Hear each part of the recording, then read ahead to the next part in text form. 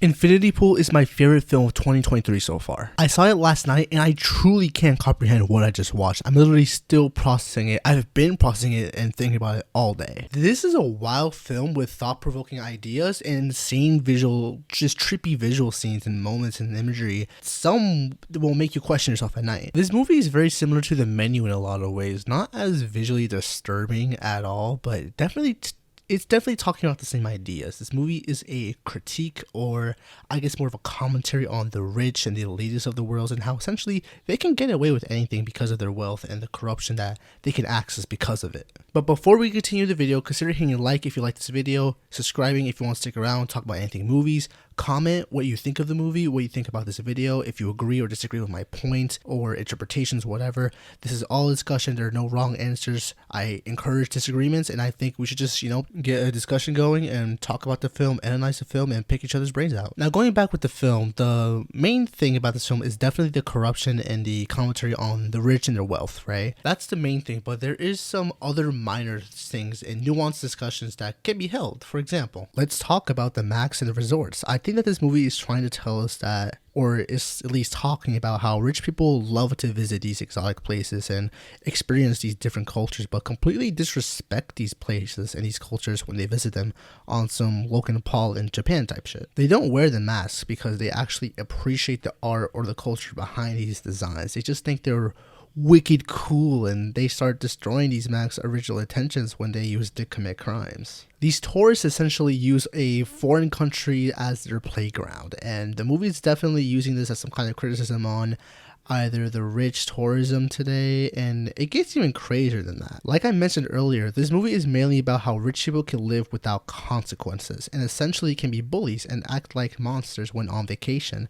and that's where we get to the main gimmick of the movie. And this gimmick is really weird, bizarre, and kind of it's just fun, like the cloning gimmick, right? In the movie, the group of people that our main character James joins with are cloned, and then those clones get killed when they commit a crime, so they themselves can avoid the actual punishment. Now, just a side note here, I'm not going to talk about any theories about, the characters at the end of the movies are the original or the clones. It's just going to get super complicated and confusing, so it's better to avoid all that. But anyways, they use the clones to essentially escape punishment so they could continue to commit atrocious crimes without consequences. The clones, I believe, they're just a gimmick. They don't represent anything specifically. I think the gimmick is just there to allow them to get away with crimes, and the only things I could really come up with involving James' character. Maybe the clones are I don't know, him letting go of his past sins and embracing his new lifestyle that he's intrigued by, or maybe when the clones become ashes in the vases, that's him representing him holding on to the last bit of his humanity. I don't know. Like I said, I don't think the clones themselves are representative of anything, but more of a plot device used to enhance the other characters, like our main sweet old boy James. James is a very interesting character. Essentially, he's not like the others. He isn't successful. He isn't wealthy.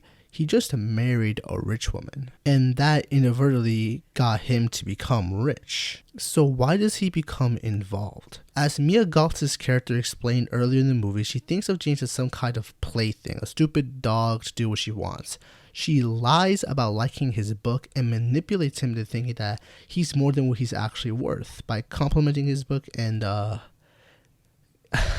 and giving him a handy. Anyways, this is the first of the stepping stones of James's corruption. It's his first taste of that evil, corrupted, rich life. And then he just kills a kid, like, out of nowhere. He straight up just hits him with his car, which is hilarious because, even the clones make fun of him for it. They're like, oh, we thought we would have to get you into trouble, but you're just that much of a dumbass that you made it easy for us. Anyways, he kills the kid, gets cloned, and watches the clone pay for his crimes, in which he smiles. That's another taste of living a life without consequences. And then he gets cloned again, and then he watches him die again, and actually celebrate his death this time, but then after that, nothing. He has no remorse. He acts like nothing happened, and then he hides his passport, which truly is completing his transformation into corruption. He's being addicted to this new lifestyle of not being able to face consequences, essentially.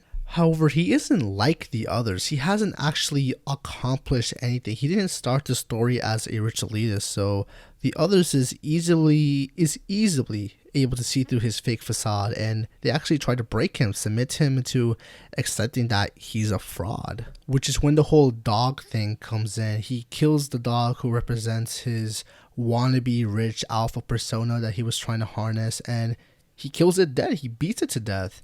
And afterwards, after he beats that representation of himself, he becomes submitting and he becomes more passive. He starts, I can't believe I'm going to say this, he starts sucking on Mia Goth's breast like if he was a baby. James's character arc is so fascinating because it makes me think that the film is trying to critique both rich people and people who idolize or worship or fantasize about the rich life at the same time. James being that idolizer of these lifestyles and his group of insane friends being the idol. And these friends of him are truly crazy. You could, okay, so they essentially explain that they have been cloned before, and they briefly touch upon the whole, oh, are you the original thing?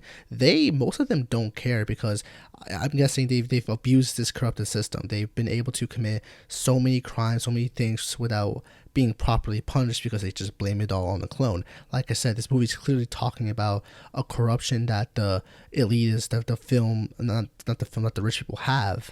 And it's telling us in, I guess, a unique way or more of an out of reach way to separate it from reality as much as they can. Like I said, the whole cloning thing, it's not really a representative thing. It doesn't represent anything. I think the cloning thing is mainly just to enhance James's story, but the actual theme and the critique that's going on here, I think it's the abuse of the clones that's representing that, I guess. Like I said, they're just... It's just talking about rich people. Like, I don't know how to boil it down anymore. They're just talking shit about the rich people in the real world. Oh, and I guess this is kind of like a review too, so I should actually talk about the film itself. So I'm gonna keep this short and quick because I spent so long talking about themes and junk, whatever. The acting is great. Mia Goth kills this in every movie she's in, so right, big surprise or whatever. But she kills it. Everyone else kills it. The visuals are interesting and captures the world beautifully. And that orgy scene is, God, very disturbing, but visually impressive. Definitely something to rewatch. Not because of the horny shit in this movie, not because of that, but just because of the effects of it. Like the visual team did a great job. That's all I'm gonna say. The pacing isn't really memorable, I guess, if that's a critique. I guess, I mean, it's slow at the start, there's that, but other than that, the pacing is fine, I guess. The cinematography is cool at instances, but at worst it could be just mid. The score and the sound design, however, is really cool.